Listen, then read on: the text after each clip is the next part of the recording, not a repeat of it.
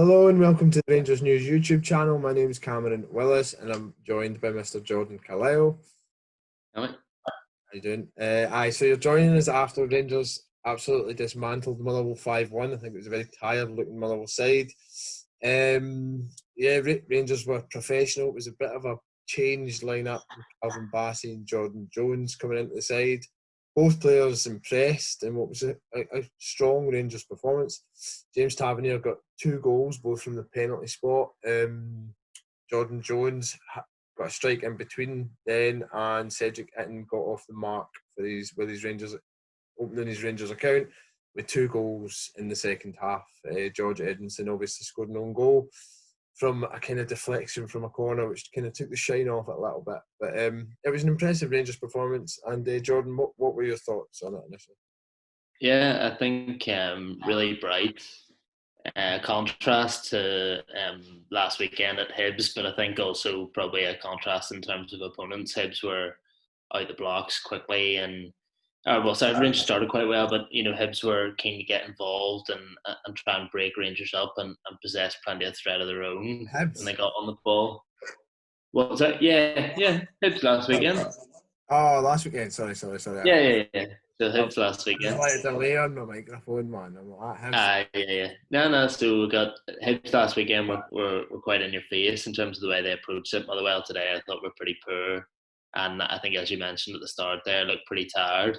After their sort of Europa League exploits, and Rangers just looked a class apart today. I thought, Scott Arfield, who obviously didn't get a goal. You've mentioned others. I thought he was brilliant in the middle of the park.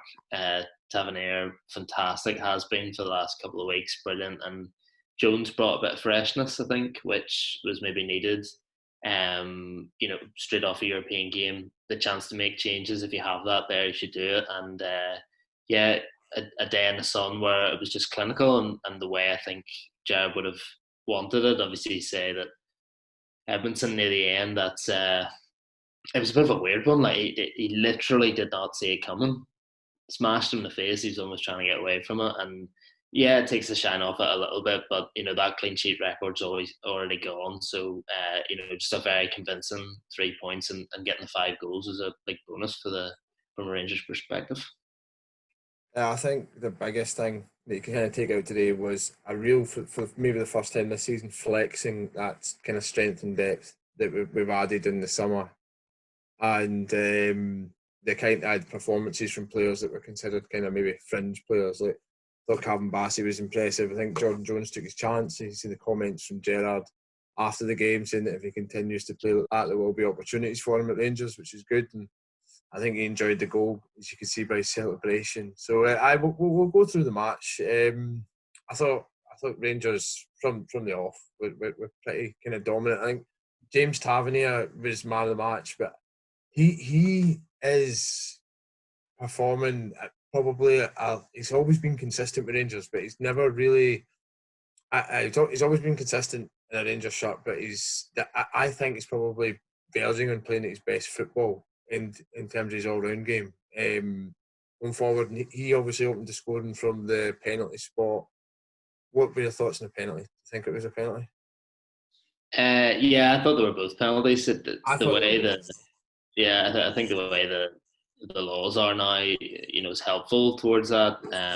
But yeah, I think it was a penalty, and I think it's good to see him back on them as well, because it's a real strange one, because he's never, he went through a period where he's very, very strong from the spot and obviously struggled a bit last season, so it was understandable to take him off it. But it's a big responsibility taking penalties, and you've seen at big clubs that sometimes there's a struggle there, and everyone that tried after him struggled. He put the one away well in Holland, and yeah, he hit the post a couple of times when he went through that spell of missing a few, and that's the fine margins in it. He hits the post today and it goes in, and that's unstoppable. But it was very close to being an error early on, but he took it well, and I think he's a guy that, even with a couple of misses, you always have a relative amount of confidence that he's going to tuck it away when he steps up. I thought the first penalty was superb. It's like absolutely unstoppable. I thought so obviously the first the first penalty goes in, and then I think was that when Motherwell had a penalty shout of their own when it came through, and I think Motherwell. I might have been. I'm not sure of the timing, but yeah, I think Glenn was pretty lucky with that. I thought we got lucky with that one as well. I thought that could have been a penalty. I didn't think the other one was as much. I thought that he went down really theatrically, the boy. But I thought we got lucky with that one. But then the second goal was obviously Jordan Jones. I thought Scott Arfield, who you mentioned, had a superb game. Again, the midfield three, it's been the same midfield three for the last 3 games. I think just through injuries, but they've all kind of came through it really, really well. If I'm not mistaken, that's right. Yeah. It's taken him well. And I think the goal was Rangers put together some really nice patterns of play in that first half, and Arfield is a guy who, when he's at his best, is really sort of orchestrating that. He's the guy laying the ball off and moving and looking to pick up spaces, and he was a bit deeper to set up that goal, but it was a lovely piece of play, lovely weighted ball, and that's what I think the encouraging thing there is that's Jordan Jones scoring against the Motherwell team who had an off day and have had a bad start to the season. But I can sort of envisage, that goal against a lot of other opponents because the thing is, it's a bit of movement, so you're creating that place or that space, and then it's a lovely weighted straight pass from Arfield, which is very hard to defend against. And if you get Jones, it's been a bit of a weird one because we've seen Rangers needing a bit of a change and dynamic at times, and Jones is sitting on the bench. He hasn't been used, and I think there's obviously reasons behind that. Jared suggested today maybe that in the past his attitude hasn't been quite there, indirectly by saying his attitude is now good and he's switched on. But he is the one man who can really, you can guarantee to win the race if he's given some space to run into, and he left Lammy for absolute dead.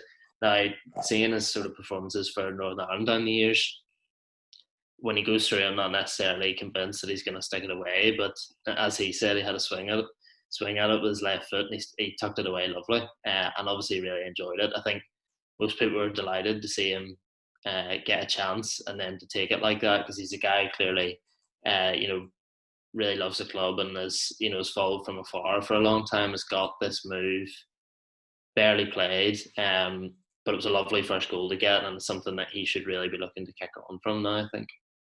I think when he tore away from Ricky Lammy, he just kind of gave up. He was never catching him. I thought there were several times when he'd kind of weave across the kind of a final third of the pitch, right across it. I thought that he was really, really impressive throughout. He was taking players on. He looked a real danger. I think that if you've got him as an option behind Kent and Hadji, as well as that Brandon Barker, who was obviously using him as well, I think that we'd be pretty well stocked in those positions, despite maybe kind of considering that we had to maybe invest in there, like with the likes like Jacob Murphy and stuff earlier in the window. Maybe Jones could be the answer there.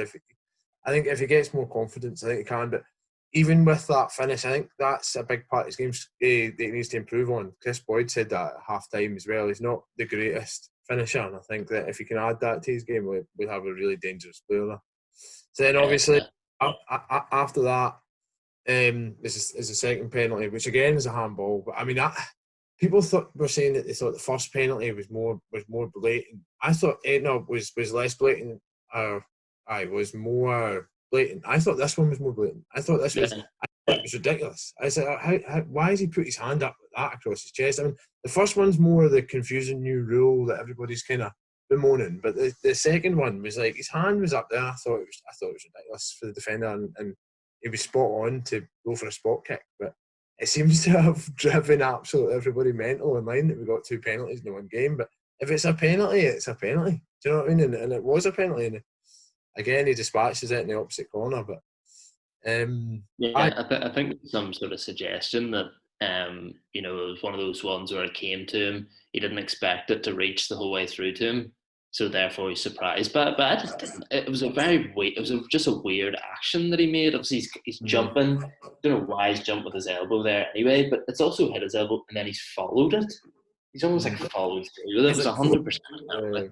And a good spot from the referee, because sometimes you see, if he's closed off to the referee's position, it's definitely a penalty. And then I think there certainly was no doubt, after Tav got the first one, he's brimming with confidence at the minute and stuck that way lovely. And it's very rare in a Rangers performance away from home that the points are in the bag with half an hour, 35, 40 minutes into the game, and that's what it was. And after a big European game and before a big European game, that was a key, I think, and a real positive for Jared. It meant he could sort of switch things up in the second half. So yeah, after half time, I thought that we we controlled the match, but I don't think we played with the intensity that we've maybe kind of been trying to run with before. But Gerrard says he wants more goals, he wants more this. I think that we managed it well, conserved energy, and I made good changes. And then obviously Cedric Itten comes on, and see when he took him on, I was like, I hope this is the day for the big one, because there's been times when he's looked so overeager, and he's not looked bad. And he's looked alright, and he's not had enough time or whatever, but he's looked so overeager for that first goal, and what a first goal it was as well. It was an absolutely sublime finish from him, and he set it up himself. He kind of firmed the ball up himself before he hit it. I thought it was a great goal. I think that was almost. I think Tav made the run in behind, and when it came into him, I said, "Play him in, play him in." But I think it was almost accidental the way he took his first touch, but just sat up lovely for him, and it was a brilliant finish because I think, as you say, he's obviously been really keen to make an impression, and he's almost looked a bit. He's a big lad, and he's almost looked a bit gangly and a bit uncoordinated and stuff in around the box. But that was, a finish of a technically a really good striker, and yeah, as you say, like the tempo wasn't really there in the second half, but it's never going to be when you're making changes.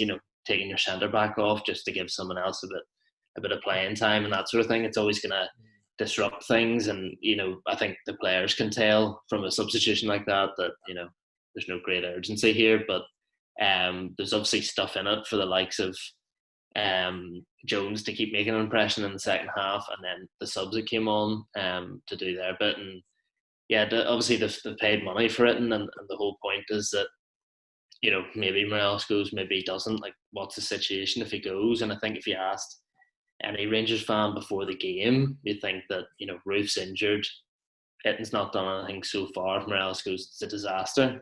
Now you have a look at that and think, oh, this guy can play, and he scored 2 goals, and I know you haven't got the fourth one yet, but 2 goals I thought were very different, but like equally encouraging, because he's got technical ability, a goal from range, and he also has a bit of nice in the 6-yard box, which is what you're going to need. It's like the penalty box kind of finish, which is, I don't know, you say the strikers love them just as much or maybe even more. But we tap in, it came in from the box, I think it bounces off Hadji, and then it's just quickest to it, and you want him to push on from here, and every time he's given an opportunity to maybe even compete for the first team jersey as well. I mean, that's the level that we're looking at. They've said that consistently, that they want 2 players in every position. I mean, if he can get to that level where he's scoring every single time he plays, and he's putting in those kind of performances, because he's obviously a good player. And I had a good look at him after we signed him, and there were several times when he would do a similar finish to the goal that he scored today. That kind of long range from the right hand side of the pitch. And there was one that he scored last season in his left foot as well, which is an absolute screamer. But so he has it in him. He's a good technical player, and I think we can be kind of excited for what he can bring. He's only 23, Swiss international. It's a good time for him to score as well, because we're coming into good form. Good all round. It was good to see him scoring. I agree. The wee kind of 6-yard box finish was good to see as well. I think probably, just before we go on there, I think that's good as well, because it's going to be a difficult role for him to fill, especially if Morel stays, because you could see with Lafferty was sort of in that mold a couple of years ago, and that really didn't work out. That's a player at the other end of his career, and he sort of admitted afterwards that I could see I wasn't getting any playing time, wasn't getting chances, and I wasn't really putting the work in. So when he was used, he didn't really offer anything. But Itten's a player, as you said, different end of his career, with a bit of international experience, and he's obviously an ambitious guy who's come in for a bit of money. So a guy in fulfilling a similar role maybe for the season, but a guy who's maybe a lot more motivated and driven, and maybe better technically, and can maybe guarantee a bit more goals, as well as the sort of physical threat as the next striker coming off the bench. I'm very excited about it. I remember saying at the time, I thought it was. I think it was a smart signing by Rangers, and I think that Swiss league's a competitive league as well.